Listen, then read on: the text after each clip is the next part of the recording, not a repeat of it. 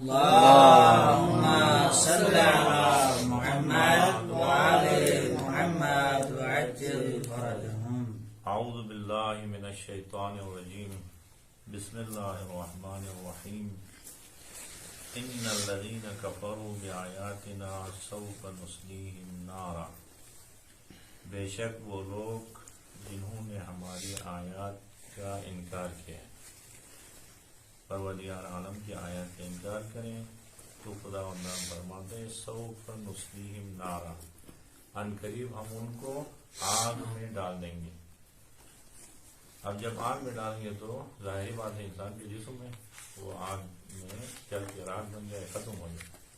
لیکن خدا اللہ فرماتے ہیں آخرت کا عذاب ہمیشہ ہے، دائمی ہے. اسی لیے کلما نضجت جلودہم بدلناہم جلودا غیرہا، جب بھی آگ کی وجہ سے اسی بندے کا جو حکم خدا کا انکار کر رہا تھا، خدا عالم کی آیات کی انکار کر رہا تھا، ان کے جسم یا اس کے جسم کا جلد جل کے راکھ ہو جائے تو بدلناہم جلودا غیرہا، دوبارہ اس کے اوپر چمڑا ڈالیں گے، دوبارہ جلد بن جائے گا.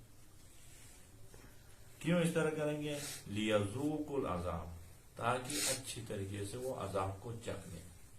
اب روایت کی جملہ ہے کہ ایک دن میں 70,000 مرتبہ انسان جہنم کی آگ میں جل کے راکھ ہو جائے گا، پھر خدا مندرم دوبارہ ہڈیوں کے اوپر گوشت چڑھائے گا، پھر دوبارہ جلے گا. پھر ان لوگوں کے لیے سزا ہے جو خدا مندرم کی آیت کا انکار کرتے ہیں. ان اللہ کان عزیزا حکیما، بے شک خدا عالم عزیز ہے یعنی طاقتور ہے. السلام علیکم.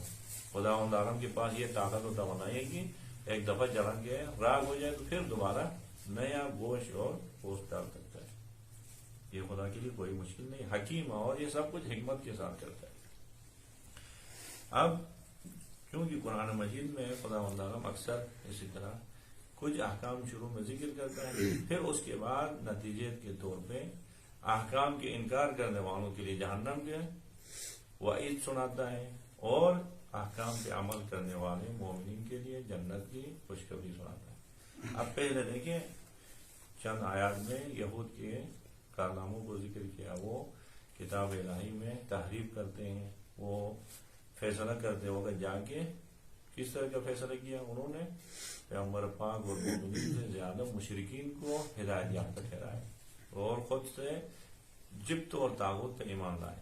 تو خدا عالم تحدید کرتے ہیں ان کے لیے، فرماتے کہ بے شک آپ لوگوں نے میری آیات کا انکار کیا. اب آیات کا انکار کیا تو یہ دار امتحان ہے دنیا میں. کل انجام کیا ہوگا؟ آپ کو سوف نصلیہم نارا، آگ میں ڈالیں گے. اب جہنم کے متعلق قرآن کریم میں متعدد آیات پہلے بھی ذکر ہوئے، اسی لیے زیادہ آیات ذکر نہیں کرے جہنم کے مطابق. اس کے بعد مومنین کے لیے بشارت سناتے ہیں. خدا عالم فرماتے ہیں والذین آمنوا وعملوا الصالحات، بے شک وہ لوگ جنہوں نے ہماری آیات پہ ایمان لایا، ایمان لانے کے ساتھ وعملوا الصالحات اور عمل صالح بجا لائے.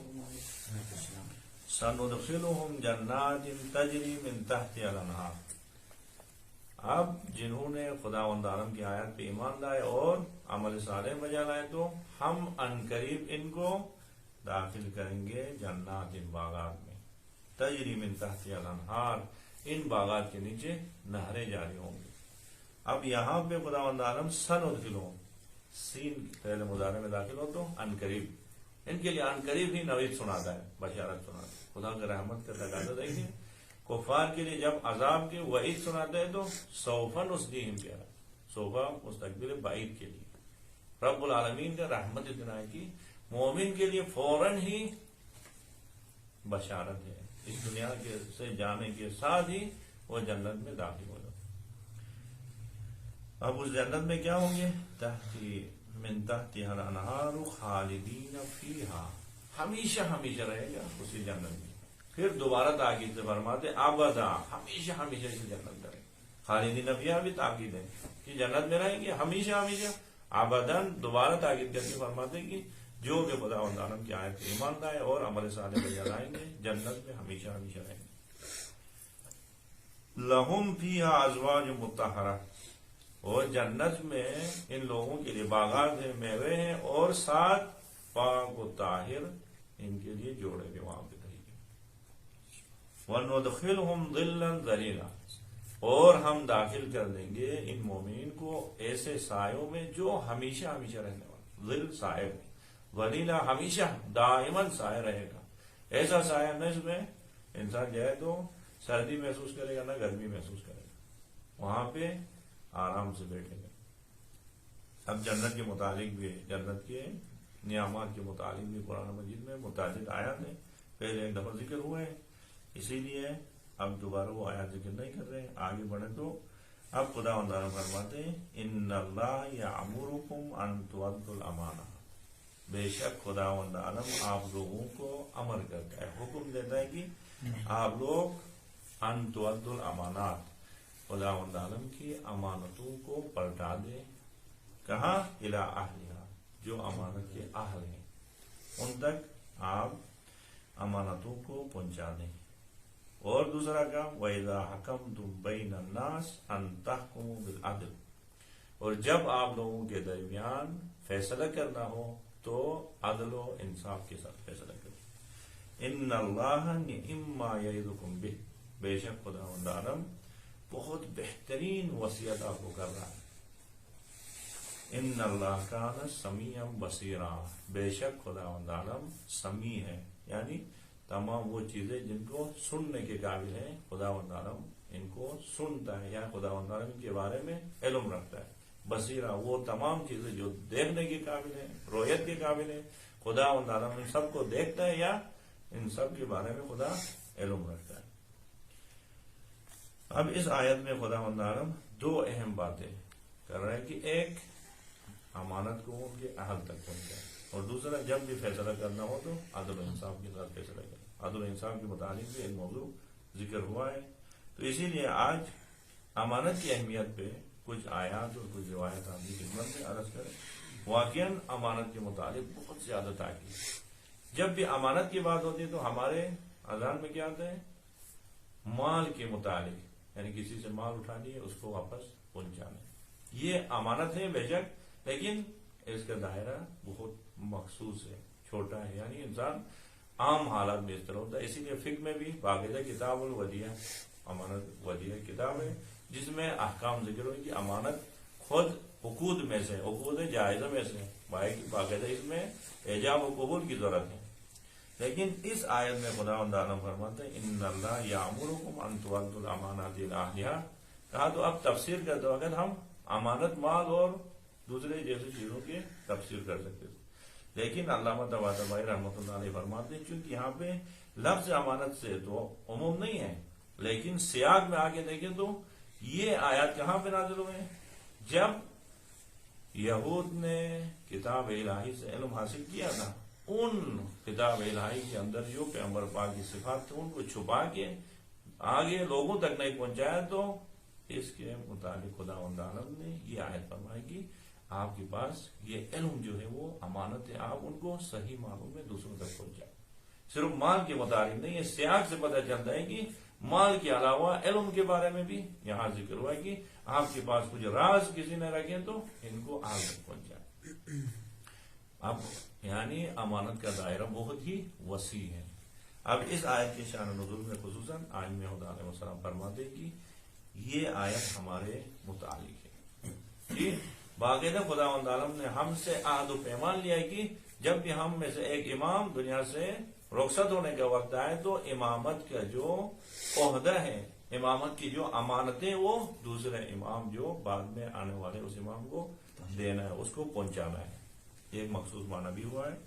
اب امانت کے متعلق قرآن مجید میں بہت زیادہ تاکید ہو، امانت عام ہے، مال کے متعلق ہو یا علم کے متعلق ہو یا کسی نے آپ کے پاس کوئی راز آپ کے پاس رکھ دیے تو اس کے متعلق۔ اب امانت کی اتنی تاکید ہے کہ امانت کے متعلق قرآن کریم کی آیات میں امانت داری کی اہمیت کے بارے میں احادیث ذکر ہوئے، پھر اس کے علاوہ خیانت کرنے کی مذمت بھی ہوئی۔ امانت کی تاکید و اہمیت ذکر ہونے کے بعد پھر خائن شخص کی بہت زیادہ مذمت ہوئی۔ اب سورہ مبارک انفال میں خداوند عالم 26 نمبر آیت میں فرماتے ہیں یا ایھا الذین آمنوا لا تخونوا اللہ والرسول وتخونوا اماناتکم وانتم لا تعلمون، اے ایمان والو آپ لوگ خدا اور رسول کے ساتھ خیانت نہیں کریں اور وتخونوا اماناتکم، اور آپ آپس میں بھی ایک دوسروں کے ساتھ خیانت نہیں کریں، وانتم تعلمون، جبکہ آپ لوگ جانتے ہو یہ خیانت کرنا یعنی بہت کبھی عمل ہے۔ اب خدا اور رسول کے ساتھ خیانت کیسا؟ تو کہہ رہے کہ یہ جو احکام الہی ہمارے اوپر ہیں، نماز روزے، یہ سارے خدا کی طرف سے امانت ہے۔ جس طرح ہم سے ہمارے اوپر نماز فرض ہوئی اسی طرح نماز چاہتا ہے خدا، جس طرح روزہ ہمارے اوپر فرض ہوا اسی طرح چاہتا ہے، اسی میں کمی پیشی کرتے ہیں تو وہ ہم خیانت کرتے ہیں۔ یعنی تمام احکام الہی ہمارے اوپر خدا کی طرف سے امانت داری۔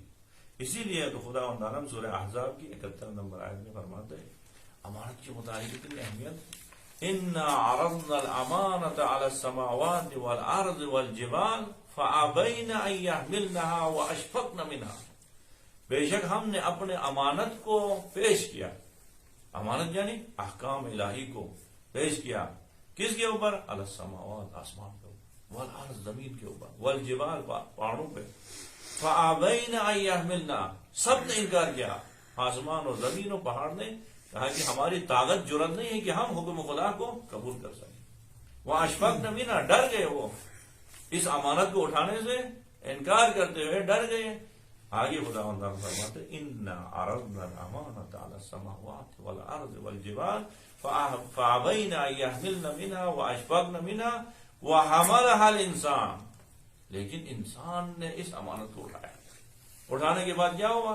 وحملها الانسان انه كان ظلوما جهولا، بے شک انسان بہت بڑا ظالم ہے، ظلوما یعنی مبالغے کے ساتھ خدا فرماتے ہیں بہت بڑا ظالم ہے، وہ جہولا، اور جاہل ایک دم، آگے ان احکام کو اٹھانے کے خدا کے ساتھ امانت کے باقاعدہ معاملے میں آگے بڑھ گیا۔ زمین و آسمان نے انکار کیا لیکن انسان نے اس امانت کو اٹھایا۔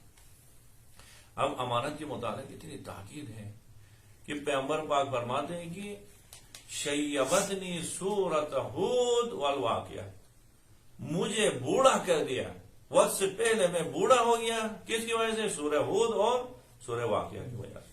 پیغمبر پاک کی عمر اتنی نہیں تھی لیکن بڑھاپے کے آثار نمایاں ہوئے۔ لوگ پوچھتے تھے یا رسول اللہ کیا ہوا؟ تو پیغمبر پاک فرماتے تھے شیبتنی سورۃ ہود والواقعہ، سورہ ہود نے اور سورہ واقعہ نے مجھے بوڑھا بنا۔ سورہ واقعہ میں چونکہ آخرت کے بارے میں ذکر ہے، اذا وقعت الواقعہ لیس لوقعتها کاذبۃ خافضۃ رافعہ، رسول خدا نے آخرت کے بارے میں جو آیات ہیں ان کو سننے کے بعد وقت سے سورہ ہود میں کیا ہے؟ تو پیغمبر پاک فرماتے ہیں سورہ ہود کی 112 نمبر آیت میں جو حکم ہوا اس حکم کی وجہ سے جلدی بوڑھا ہو گیا۔ وہ کیا ہے؟ فاستقم کما امرت ومن تاب معک ولا تطغوا انہ بما تعملون بصیر، اے حبیب آپ کو جو حکم دیا اس پہ استقامت دکھائے، اس پہ امانت داری کا خیال رکھیں۔ آپ کے پاس رسالت کی جو احکام آئے ان کو امانت داری کے ساتھ دوسروں تک پہنچائے۔ فاستقم کما امرت ومن تاب معک، اور آپ کے ساتھ جنہوں نے ایمان لائے وہ بھی استقامت دکھائے، وہ بھی امانت داری کا خیال رکھیں، رسالت کی جو امانت ہے وہ صحیح معنوں میں امت تک پہنچائے۔ اب پیغمبر پاک فرما رہے کہ اس آیت نے مجھے بولا بنا کہ میں امانت الہی کو صحیح معنوں میں لوگوں تک پہنچا سکوں یا نہ سکوں، اس فکر میں وقت سے پہلے میں بوڑھا ہو گیا۔ امانت داری کی اتنی اہمیت ہے، اور چونکہ یہ آیات بھی اہل کتاب کے بارے میں ذکر ہونے کے بعد آخر میں خدا تعالیٰ کیا فرماتے ہیں؟ ان اللہ یامرکم ان تؤدوا الامانات الی اہلہا۔ اب اہل کتاب نے ہمیشہ خیانت کی، خیانت کر کے پیغمبر پاک کے اوصاف جو تورات میں انجیل میں ذکر ہوئے تو ان کو بیان نہیں کیا۔ اسی وجہ سے سورہ مائدہ کی 13 نمبر آیت میں خدا تعالیٰ فرماتے ہیں یہود کی حالت، فَبِمَا نَقْضِهِم مِّيثَاقَهُمْ لَعَنَّاهُمْ وَجَعَلْنَا قُلُوبَهُمْ قَاسِيَةً، اے حبیب انہوں نے جو نقض کیا، عہد پیمان کو توڑ دیا ہے، اسی کی وجہ سے ہم نے ان کے اوپر لعنت بھیجی۔ فَبِمَا نَقْضِهِم مِّيثَاقَهُمْ لَعَنَّاهُمْ وَجَعَلْنَاهُمْ قُلُوبًا قَاسِيَةً، اور ان کے دل کو ہم نے سخت کر دیا۔ فَنَسُوا مِمَّا ذُكِّرُوا بِهِ، اب خدا تعالیٰ فرماتے ہیں وَلَا تَزَالُ تَطَّلِعُ عَلَىٰ خَائِنَةٍ مِّنْهُمْ إِلَّا قَلِيلًا مِّنْهُمْ، اے حبیب ان کو ہمیشہ آپ خیانت کرتے ہوئے پائیں گے، یہود کے اندر صرف اور صرف خیانت ہی خیانت ہے. وَلَا تَزَالُ تَطَّلِعُ عَلَىٰ خَائِنَةٍ مِّنْهُمْ إِلَّا قَلِيلًا مِّنْهُمْ الا ان میں سے بہت کم ہوں گے جو امانت داری کا خیال رکھتے ہیں. دیکھیں امانت کی اتنی تاکید ہوئی ہے. اسی وجہ سے امام جعفر صادق علیہ السلام فرماتے اللهم صل على محمد وآل محمد.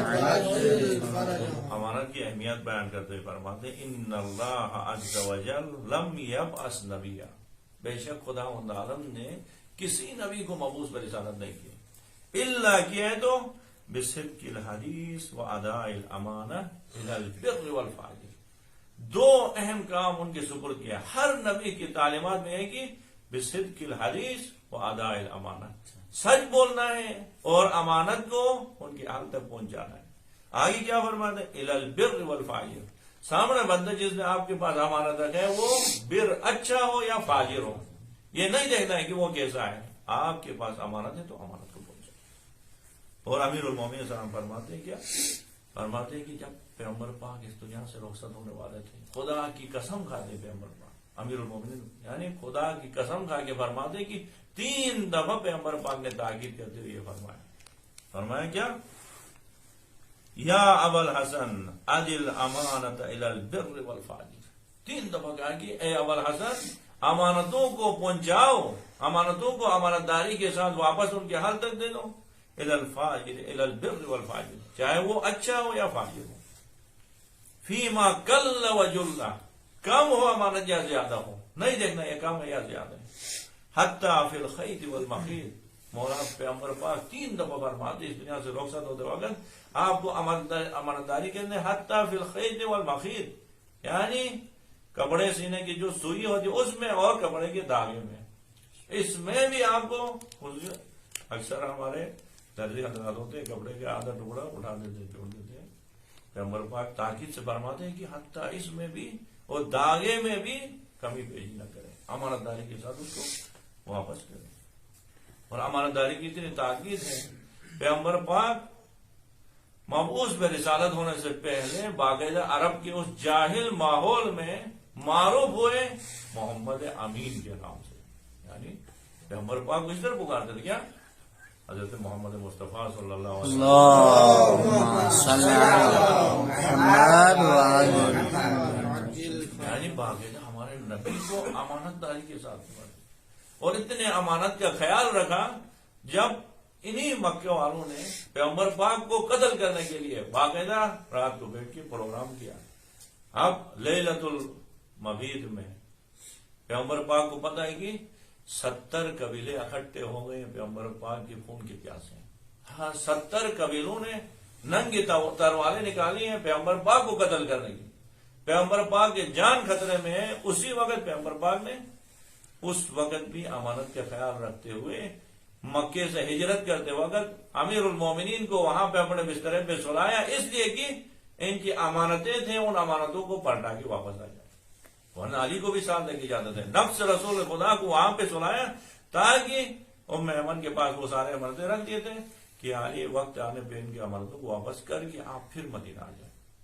دیکھیے امانت داری کی طرح یہی لوگ ہیں جو پیغمبر کو قتل کرنا چاہتے ہیں لیکن پیغمبر پاک قاتل کے امانت کو بھی خیانت نہیں کرتے، ان کی امانتوں کو پہنچا رہا ہے. اور امیر المومنین سلام اسی وجہ سے فرماتے ہیں حدیث میں راس الاسلام الامانہ، اسلام کا سر امانت ہے، اسلام کی پہچان امانت داری ہے. اور فرماتے ہیں مولانا کائنات اذا احب عبدا حبب الیہ امانہ. خدا عالم اگر کسی بندے کو پسند کرے، کسی بندے سے محبت کرے تو اس کے دل میں امانت داری سے محبت ڈال دیتا ہے. امانت داری کرنے کے وہ کیا کرتا ہے باقاعدہ مظاہرہ کرتا ہے، امانت داری سے وہ محبت کرتا ہے، عشق کرتا ہے. یہ تو امانت کے متعلق ہے. پھر اس طرف سے خیانت کی مذمت میں اتنے سارے آیات روایت ذکر ہوئے امانت داری کا خیال رکھنے اور خیانت کے بارے میں.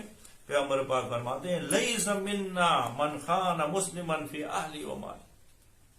خاتم الانبیاء فرماتے ہیں کہ ہم میں سے نہیں ہے وہ جو اپنے بھائی کے ساتھ ان کے خاندان میں ان کے مال میں خیانت کرتے.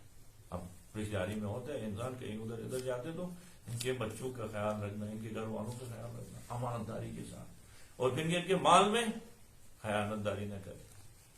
امیر المومنین سلام فرماتے ہیں شر الناس من لا یعتقد الامانہ، لوگوں میں سے سب سے بدترین شخص وہ ہے جو امانت کے بارے میں اعتقاد ہی نہیں رکھتا ہے، مال ملنے کے ساتھ بس کھا لیتا ہے. ولا یجتنب الخیانہ، خیانت سے اجتناب نہیں کر رہا ہے تو یہ بدترین انسان ہے. کیا اور امام سید السجاد علیہ السلام عجیب حدیث واقعات انسان بیان نہیں کر سکتا. مولا کیا فرماتے ہیں، اپنے شیعوں کو یہ پیغام دے رہے ہیں کہ امانت کے متعلق اتنے سخت روایتیں. مولا فرماتے ہیں کہ اگر شمر ملعون نے جس خنجر سے میرے بابا کے سر مبارک کو تن سے جدا کیا، اسی خنجر کو میرے پاس امانت رکھے تو میں امانت داری میں خیانت نہیں کروں گا، میں واپس اسی طرح اسی خنجر کو واپس کروں گا. ہم سوچ نہیں سکتے ہیں بابا کی خنجر، یعنی وہ بھی امام حسین علیہ السلام جیسے عظیم ہستی کے سر مبارک کو اس ظلم و ستم کے ساتھ جدا کیا اور اسی خنجر کو میں واپس کروں. اب دیکھیں خیانت کے متعلق جب خیانت کی بات آئی تو انسان واقعہ قرآن مجید میں اتنی تاکید ہوئی ہے. ملاک ہر چیز میں خداوند عالم نے نا امانت داری کے کہا. اسی وجہ سے اب دیکھیں حکومت کرتے وقت واقعا رعایا کے اوپر حکومت جب کر رہے ہیں نا، یہ ہے کہ امانت داری کا خیال رکھیں. امانت صرف کسی مال کو نہیں ہے، آپ حکومت کر رہے ہیں تو آپ کے رعایا سارے آپ کے امانت ہے، ان کے مال جان اور ان کے ناموس کی حفاظت کرنا آپ کی ذمہ داری ہے. اور امانت کے متعلق حکومت کن لوگوں کو کرنا چاہیے؟ جو امین ہو.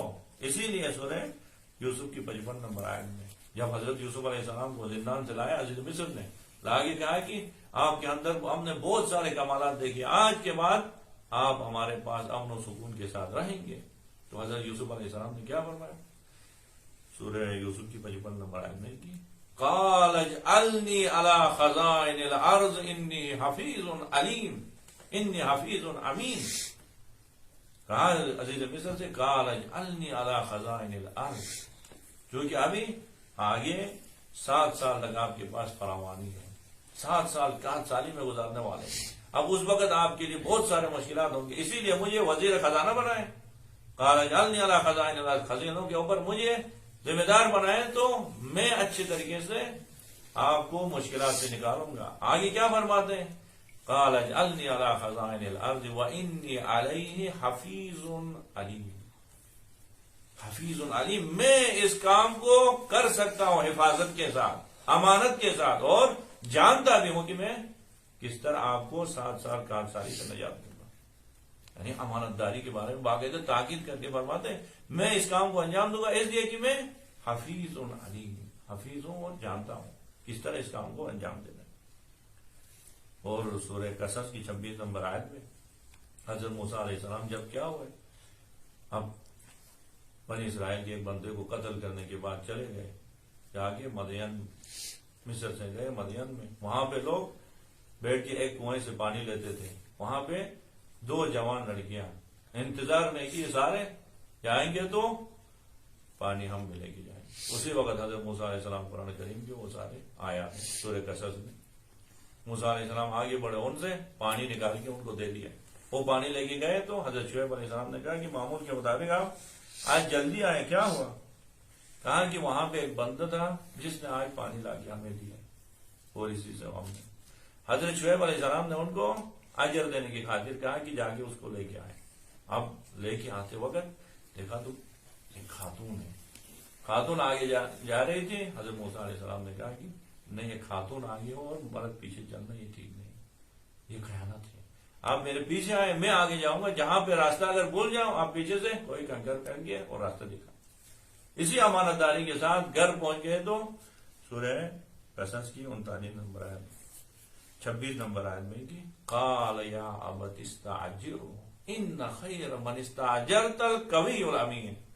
ان 2 بیٹیوں میں سے ایک بیٹی نے کہا بابا اس کو اپنے گھر میں کام کاج کے لیے رکھیں، اجرت دے کے اس کو رکھیں. کیوں؟ ان خیر من استاجرت القوی الامین، اس کے پاس کام کرنے کی طاقت بھی ہے اور امانت داری کے ساتھ. کہاں سے امانت کا پتہ چلا؟ وہاں سے راستے میں آتے وقت کہا کہ خاتون کے آگے ہو اور پیچھے چلنا یہ امانت کی خیال ہے. دیکھیں ناموس کا خیال رکھنا. پھر حضرت شعیب علیہ السلام نے کہا صرف کام کے لیے نہیں، قال انی اريد ان انکحک احدی ابنتیک، امین ہے تو کام نہیں بلکہ ہم آپ کو اپنا داماد بنا دیں، ہم ان دو بیٹیوں میں سے ایک کے ساتھ آپ شادی کریں۔ دیکھیے معیار دے دیا، قرآن کے معیار کیا ہے؟ شادی کرنا ہو تو کیسے بندے کو منتخب کریں؟ اس کے اندر کیا ہے؟ کام کرنے کی طاقت ہو، معاشرے کو اپنے بیٹی کی تمام ضروریات کو پوری کرے اور امانت کے ساتھ قوی امین کرے۔ اور اسی طرح جب حضرت سلیمان پیغمبر نے دیکھا کہ تخت بلقیس وہاں پہ ہے اور بلقیس وہاں پہ بیٹھ کے حضرت سلیمان کی حکومت میں بیٹھ کے وہ شرک میں مبتلا ہے اور چاند کی اور سورج کی پرستش کر رہے ہیں، ہدہد نے جا کے وہاں سے اطلاع لے کے آیا تو پھر وہ سارا قصہ۔ اس کے بعد اب حضرت سلیمان نے کیا کہا؟ قال یا ایھا الملأ ایکم یاتینی بعرشھا قبل ان یاتونی مسلمین، آپ میں سے کون ہے جا کے تخت بلقیس کو لے کے میرے پاس آئے؟ تو وہاں پہ ایک بندے جن نے کیا کہا؟ قال عفریت من الجن انا آتیک بہ قبل ان تقوم من مقامک وانی علیہ لقوی امین۔ انہوں نے کہا کہ میں وہ تخت بلقیس کو لے کے آؤں گا آپ کے پاس، اس سے پہلے کہ آپ اپنے جگہ سے کھڑے ہو جائیں، آپ اپنے جگہ سے اٹھنے سے پہلے میں تخت بلقیس کو 1500 میل فاصلے سے لے کے آؤں گا، وَإِنِّي عَلَيْهِ لَقَوِيٌّ امین، اور اس کام کو میں انجام دینے کی طاقت بھی رکھتا ہوں اور امانت داری کے ساتھ انجام دیتا۔ ہر کام میں لگے، شادی کے وقت امانت داری کے کام، کسی کے پاس ایک کام سپرد کرنا ہے تو امانت داری کا خیال رکھیں، حکومت میں کوئی پوسٹ اور مقام دینا ہے تو امانت داری کا خیال رکھیں۔ قرآن کہہ رہا ہے کہ امین امین امین، امانت داری کے ساتھ۔ اور آج ہمارے پاس جتنے سارے مصیبتیں پریشانیاں اسی وجہ سے کہ امانت داری ہے، امانت میں خیانت کی وجہ سے معاشرہ تباہ و برباد ہے۔ معاشرے میں دیکھیں کتنے سارے ظلم و ستم، کس وجہ سے؟ یہ امانت میں خیانت ہو رہی ہے۔ جو بندہ کسی پوسٹ میں رہنے کا اہل نہیں ہے وہ وہاں پہ رہے، یہ خیانت ہے، جس کی وجہ سے معاشرہ ویران ہوتے، علاقے ویران ہو جاتے۔ اب باپ کے پاس بیٹے امانت ہے، بیٹوں کی تربیت باپ کی ذمہ داری ہے۔ اور اسی طرح صرف امانت کوئی مال رکھنا نہیں، استاد کے پاس شاگرد امانت ہے، اگر استاد امانت داری کے ساتھ ان کی پرورش کرے کہاں سے کام ہوتی۔ اسی طرح کیا ہے؟ حکومت کے پاس عوام اور علماء کے پاس عوام امانت ہے۔ اسی لیے امیر المومنین سلام نہج البلاغہ کی 477 نمبر حکمت میں فرماتے ہیں ما اخذ اللہ علی اہل الجہل ان یتعلموا حتی اخذ علی اہل العلم ان یعلموا۔ خداوند عالم نے جاہلوں سے جاننے کے بارے میں عہد و پیمان نہیں لیا، اس سے پہلے علماء سے عہد و پیمان لیا کہ آپ جاہلوں کو سکھائیں۔ یعنی علماء کے پاس علم آنے کے بعد فوراً ان کی ذمہ داری کہ وہ معاشرے تک پیغام پہنچ جائے، علم پہنچ جائے۔ اب امانت داری کی اتنی تاکید ہے، اچھی روایتیں امانت داری کے متعلق پیغمبر پاک فرماتے ہیں امانت داری خصوصاً ہمارے لیے آج معاشرے میں تمام خرابیاں ہیں، بگاڑ ہیں، معاشرت تباہی ہو کے دانے پہ پہنچے، کس وجہ سے؟ اس وجہ سے کہ امانت داری کا خیال نہیں۔ مولا پیغمبر پاک کیا فرماتے ہیں؟ من ولا من امر المسلمین شیئا، اگر کسی شخص کو پاس ولی بنا ہے، وہ مسلمانوں کے کاموں میں سے کام پہ ولی بن گیا، یعنی وہ حکومت کرنے میں بیٹھا ہے، پوسٹ میں بیٹھا ہے، وہاں پہ پولیس آفیسر ہے، قاضی ہے، ڈاکٹر ہے۔ اب وہ ولی بننے کے بعد کیا کیا؟ فولا رجلا، اس نے اپنے ماتحت ایسے بندے کو رکھا، ایسے بندے کو مسئول بنایا، وَهُوَ يَجِدُ مَنْ هُوَ أَصْلَهُ، جبکہ اس سے بہتر بندہ تھا اس کے پاس، اس سے بہتر بندہ تھا، لیکن سفارش کے لیے، سفارش کی وجہ سے، رشوت کی وجہ سے کیا کیا؟ ایک بندے کو لا کے لگا دیا، حکومت کے اپنے ماتحت ایسے بندے کو رکھا، اور اس کو پتا تھا اس سے بہتر بندہ ہے، تو کیا کیا؟ پیغمبر پاک فرماتے ہیں فقط خان اللہ و رسول، اس شخص نے خدا اور رسول کے ساتھ خیانت کیا کہ اس کے پاس اس سے بہتر بندہ تھا، لیکن اس کو چھوڑ کے اپنے خاندان کو دے کے، رشوت دے کے اور سفارش دے کے کیا کیا؟ نااہل بندے کو لا کے مسئول ٹھہرایا، نااہل بندے کو لا کے ذمہ داری دی، جس کی وجہ سے حکومت کو تباہ و برباد کی، معاشرے کو تباہ و برباد کی۔ اب ہمارے لیے دیکھو خود ہماری ذمہ داری۔ پیغمبر پاک فرماتے ہیں من تقدم علی قوم من المسلمین، مسلمانوں کے کاموں میں ایک بندہ آگے بڑھا، خصوصاً ہم مولانا حضرات باقاعدہ روایت ذکر ہوا ہے، نماز پڑھانے کے لیے آگے بڑھا، مجلس پڑھنے کے لیے ممبر پر چڑھا، اور وہ یارا، جبکہ وہ دیکھ رہے ان فیہم من ہوا افضل من، اسی معاشرے میں مجھ سے بہتر امام جو موجود ہے، مجھ سے بہتر خطیب موجود ہے، اور ڈاکٹر کو مجھ سے بہتر ڈاکٹر موجود ہے، اس کے باوجود میں آگے بڑھا۔ پھر پیغمبر پاک فرماتے ہیں اگر ایسا کیا، کوئی آگے بڑھا تو فقد خان اللہ و رسولہ والمسلمین، اس نے خدا کے ساتھ، رسول کے ساتھ اور تمام مسلمون کے ساتھ خیانت کی۔ اس کے بعد یہ معلوم ہے کہ مجھ سے بہتر بندہ موجود ہے، اور ان کو چھوڑ کے نظر انداز کر کے میں آگے بڑھوں۔ اور آج دیکھیے واقعہ ہمارے ممبروں سے جو نااہل افراد اوپر گئے، مجلس ہو رہے، تبرک بھی تقسیم ہو رہا ہے، ثواب کی خاطر لوگ پیدل پہ وہاں پہ شرکت کر رہے ہیں، لیکن وہ ایک گھنٹہ کتنا مفید ہوتا ہے جب اہل اس کے اوپر ممبر پہ جائے تو ایک گھنٹے میں کیا لوگوں کو دیتا ہے، لیکن اسے ایک گھنٹے میں آپ آوازیں نکالتے ہیں، سور بناتے ہیں، معاشرے کو کیا کرتے ہیں۔ کہہ رہے ہیں کہ مشہد میں، مسجد مقدس میں ایک شخص آیا، دیکھیں اسی ایک گھنٹے کی امانت داری کتنی اہم ہے، انسان اگر ایک گھنٹے کو امانت داری کے ساتھ ادا کرے تو اس کی کتنے برکات معاشرے تک پہنچتے ہیں۔ اسی وجہ سے پیغمبر پاک فرماتے ہیں کہ مجھے پتا ہے کہ مجھ سے بہتر بندہ ہے، اس کے باوجود میں آگے بڑھتا ہوں تو میں خدا سے، رسول سے اور تمام مسلمین سے خیانت کرتا ہوں، کیونکہ کام اتنا اہم ہے۔ ایک بوڑھا شخص کسی دیہات سے زیارت کے لیے مشہد مقدس آئے، مشہد مقدس میں آگے زیارت کے بعد دیکھا تو وہاں پہ سخنرانی ہو رہی تھی، خطاب ہو رہا تھا، جا کے خطاب سنا، اس کو بہت مزہ آیا، یعنی مولانا بھی ایسا ہوتا ہے، اس طرح لوگوں کو وہاں جو نصیحت کرتا ہے۔ اب خطاب کے بعد جا کے مولانا سے ملا، کہا کہ میرے پاس کوئی مال نہیں ہے، کوئی جائیداد نہیں ہے، صرف آیا ہوں زیارت کے لیے، آپ کی خطاب سے میں بہت متاثر ہوا، چاہتا ہوں کہ اپنے علاقے میں ایک مجلس رکھ کے آپ کو دعوت دیں، ایک مجلس کے لیے بعد میرے پاس آئے، ہمارے اوپر احسان کریں۔ اس عالم نے کہا کوئی مسئلہ نہیں ہے، آپ اپنا ایڈریس مجھے دے دیں اور جب آپ آمادہ ہو میں آ جاؤں گا۔ انہوں نے جا کے اپنے اسی دیہات میں جا کے باقاعدہ انتظام کرنے کے بعد اسی عالم کو بلایا، عالم آئے، وہاں پہ آگے ایک گھنٹہ خطاب کیا، ایک گھنٹہ خطاب کے بعد اسی ایک گھنٹے کے خطاب میں ایک جوان اس مجلس میں بیٹھا تھا، بعد میں ہر جگہ کہہ رہا ہے کہ اسی ایک گھنٹے سخنرانی سے، ایک گھنٹے کے خطاب سے میں بدل گیا ہوں۔ وہ ہے کون؟ اس وقت پوری دنیا ان کی وجہ سے بدل رہی ہے، شہید قاسم سلیمانی۔ شہید قاسم سلیمانی عام ایک بار یعنی سبق بھی نہیں، سکول میں بھی نہیں پڑھ رہا تھا، عام ایک بننا تھا، جا کے معاشرے میں کام کر رہا تھا، وہاں پہ ہوٹل میں کسی کے ساتھ بیٹھ کے کام، ادھر جا کے دکان میں کسی کے ساتھ بیٹھ کے کام کر رہا تھا۔ اسی سخنران شہید کامیاب کو بلایا وہاں پہ، اس نے ایک گھنٹہ وہاں پہ خطاب کیا تھا، اسی ایک گھنٹے کو سننے کے بعد متاثر ہوا، بدل گیا، اور بدلنے کے بعد آج دیکھیں شہید قاسم سلیمانی رحمت اللہ علیہ زندہ تھے تو کتنوں کو بدل دیا، آج شہادت کے بعد کتنے لوگوں کو بدل رہا ہے۔ یہ سب کہاں سے؟ اسی ایک گھنٹے کی، اسی ایک گھنٹہ اہل ممبر پہ بیٹھا تو اتنا اثر ہوا، تو اتنے سارے ممبر پہ نااہل بیٹھے کتنے مسائل ہوں۔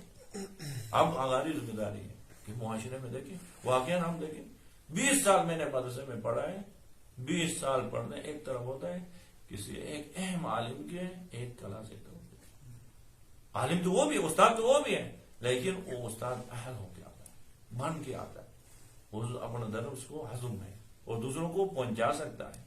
آج معاشرے کی تباہی اسی وجہ سے کہ ہمارے پاس امانت داری خیال نہیں۔ آج معاشرے میں خصوصاً ہم دیندار طبقے میں، جو دیندار طبقے ہیں جن کے پاس امانت کی اتنی تاکید ہے، اسی میں لے کے مسجد کے چوکیدار سے لے کے مسجد کے مولانا تک سفارش پہ لگا دیتے ہیں، جس کی وجہ سے معاشرے سے لوگ بے دینی سیکھتے ہیں، دینداری نہیں سیکھتے۔